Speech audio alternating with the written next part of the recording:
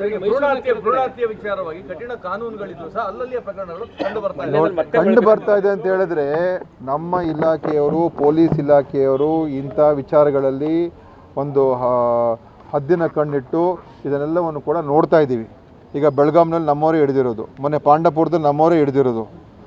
ನಮ್ಮವರು ಇವತ್ತಿನ ದಿವಸ ನಮ್ಮ ಡಾಕ್ಟ್ರುಗಳೆಲ್ಲ ಕಡೆ ತಪಾಸಣೆ, ನಮ್ಮ ಆರೋಗ್ಯ ಇಲಾಖೆ ತಪಾಸಣೆ ಮಾಡಿಸ್ತಾ ಇದ್ದಾರೆ, ಎಲ್ಲ ಸ್ಕ್ಯಾನಿಂಗ್ ಸೆಂಟರ್ಗಳು ಭೇಟಿ ಕೊಡ್ತಾ ಇದ್ದಾರೆ, ಮಾಹಿತಿ ಸಂಗ್ರಹಣೆ ಮಾಡ್ತಾ ಇದ್ದಾರೆ. ಇದನ್ನು ಎಲ್ಲೆಲ್ಲಿ ನಡೀತಾ ಇದೆ ನಾವು ಹಿಡಿದಾಗ್ತಾ ಇದ್ದೀವಿ.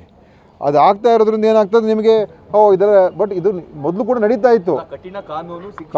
ಕಾನೂನು ಈಗ ಇರುವಂಥ ಕಾನೂನುಗಳು ಇದೆ. ಈಗ ನಾನು ಮುಂದಿನ ವಾರದಲ್ಲಿ ಇನ್ನೊಂದು ಮೀಟಿಂಗ್ ಕರೆದಿದ್ದೀನಿ. ಇದನ್ನು ಈ ಕಾನೂನಿನಲ್ಲಿ ಏನು ಅಂಶಗಳಿದೆ, ಇನ್ನು ಹೆಚ್ಚು ಇದಕ್ಕೆ ಶಕ್ತಿ ಕೊಡುವಂಥ ಏನಾದರೂ ಬೇರೆ ಮಾಡಬೇಕಾ ಅಂತ ಕೂಡ ಚರ್ಚೆಗೆ ಇಟ್ಕೊಂಡಿದ್ದೀವಿ. ಇರುವಂಥ ಕಾನೂನುಗಳು ಕೂಡ ಇದೆ, ಆದರೆ ಅದ್ರ ಜೊತೆಯಲ್ಲಿ ಇನ್ನೇನಾದರೂ ಮಾಡಬೇಕಂತ ಕೂಡ ನಮ್ಮ PCPNDT ಆ್ಯಕ್ಟ್ ಇರ್ಬೋದು, ಮೆಡಿಕಲ್ ಟರ್ಮಿನೇಷನ್ ಪ್ರೆಗ್ನೆನ್ಸಿ ಇರ್ಬೋದು. ನೋಡಿ ಶಿಕ್ಷೆ ನೋಡಿ, ನಮ್ಮ ದೇಶದಲ್ಲಿ ಕೋರ್ಟ್ ಇದೆ. ಶಿಕ್ಷೆ ನಾವು ಕೊಡೋಕ್ಕಾಗಲ್ಲ, ಕೋರ್ಟ್ ಮುಖಾಂತರ ಕೊಡಿಸ್ಬೇಕು. ಕೋರ್ಟಲ್ಲಿ ಇವಾಗ ನಿಮ್ಗೆ ಗೊತ್ತಿದೆ ನಮ್ಮ ವ್ಯವಸ್ಥೆಗಳಲ್ಲಿ ಕಾನೂನಿನ ವ್ಯವಸ್ಥೆಗಳು ಏನೇನು. ಆದರೆ ನಮ್ಮ ಇಲಾಖೆಯಿಂದ ಅವ್ರ ಮೇಲೆ ಕ್ರಮ ತಗೊಳ್ಳುವಂಥದ್ದು, ಕೇಸ್ ಬುಕ್ ಮಾಡುವಂಥದ್ದು, ಚಾರ್ಜ್ ಶೀಟ್ ಮಾಡಿಸುವಂಥದ್ದು ನಾವೆಲ್ಲ ಮಾಡಿಸ್ತಾ ಇದ್ದೀವಿ. ಕೋರ್ಟಲ್ಲೂ ಕೂಡ ಅದನ್ನು ಸರಿಯಾದ ರೀತಿಯಲ್ಲಿ ಫಾಲೋ ಅಪ್ ಆಗಬೇಕು, ಅದನ್ನು ಕೂಡ ಮಾಡ್ತಕ್ಕಂಥದ್ದು ನಾವು ಮಾಡ್ತಾಯಿದ್ದೀವಿ. ಮತ್ತು ಮುಂದಿನ ವಾರದಲ್ಲಿ ಇನ್ನೊಂದು ನಾನು ಸಭೆಯನ್ನು ಕರೆದಿದ್ದೇನೆ. ಪ್ರತ್ಯೇಕವಾಗಿ ಇದ್ರ ಬಗ್ಗೆನೇ ಇನ್ನೂ ಹೆಚ್ಚಾಗಿ ನಾವು ಚರ್ಚೆ ಮಾಡಿ ಇನ್ನೇನಾದರೂ ಇದರಲ್ಲಿ ನಾವು ಮಾಡೋದಕ್ಕೆ ಸಾಧ್ಯತೆಗಳಿದೆಯಾ, ಇನ್ನೇನು ಮಾಡಬೇಕು ಅಂತ ಹೇಳಿ ಅದನ್ನು ಕೂಡ ನಾನು ಕೆಲವು NGO ಕೂಡ ಕರೆಸ್ತಾ ಇದ್ದೀನಿ.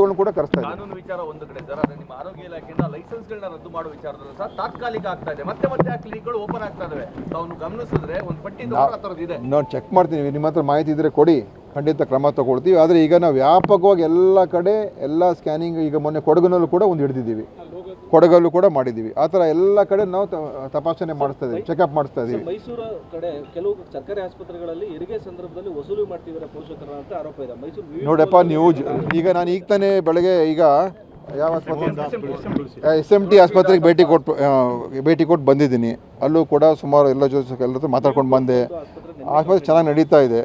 ಮತ್ತು ನಾನು ಅಲ್ಲೂ ಕೂಡ ಕೇಳಿದೆ, ಅಲ್ಲೆಲ್ಲ ರೋಗಿಗಳಿಗೆ ಏನಾದರೂ ಈ ಥರ ಇದೆಯಾ, ಇಲ್ಲ ಅವರೆಲ್ಲೂ ಕೂಡ ಚೆನ್ನಾಗಿ ನೋಡ್ಕೊಳ್ತಾ ಇದ್ದಾರೆ ಸರ್, ಎಲ್ಲೂ ತೊಂದರೆ ಇಲ್ಲ ಅಂತ ಅವ್ರ ಕುಟುಂಬದವರೆಲ್ಲ ಹೇಳ್ತಾಯಿದ್ರು. ಆದರೆ ಖಂಡಿತವಾಗಿಯೂ ನಾನು ಈ ಥರ ನಡೀತಾ ಇಲ್ಲ ಅಂತ ನಾನು ಹೇಳೋದಿಲ್ಲ. ನಮ್ಮ ವ್ಯವಸ್ಥೆಯಲ್ಲಿ ಲೋಪದೋಷಗಳು ಇರ್ತದೆ, ಭ್ರಷ್ಟರು ಇರ್ತಾರೆ, ಮತ್ತು ಈ ರೀತಿಯಾಗಿ ದುರುಪಯೋಗ ಮಾಡುವಂಥ ಜನನೂ ಇರ್ತಾರೆ. ಇಂಥ ಯಾವುದಾದ್ರೂ ನಮಗೆ ಮಾಹಿತಿ ಬಂದರೆ ಖಂಡಿತವಾಗಿ ನಾನು ಕ್ರಮ ತಗೊಳ್ತೀನಿ. ಆದರೆ ನಮ್ಮ ವ್ಯವಸ್ಥೆ ಇವತ್ತು ನಾವು ಇನ್ನೂ ನಮ್ಮ ಆರೋಗ್ಯ ವ್ಯವಸ್ಥೆಯನ್ನು ಸದೃಢ ಮಾಡ್ತಕ್ಕಂಥ ಅನೇಕ ಕ್ರಮಗಳಿಗಾಗಲೇ ನಾವು ತೊಗೊಂಡಿದ್ದೇವೆ. ಈಗ ಔಷಧಿ ಲಭ್ಯತೆ ಏನಿದೆ, ಈಗ 80% ಎಲ್ಲ ಕಡೆ ಔಷಧಿಗಳು ಸಿಗ್ತಾ ಇದೆ ನಮ್ಮ ಎಲ್ಲ ಕೇಂದ್ರಗಳಲ್ಲಿ.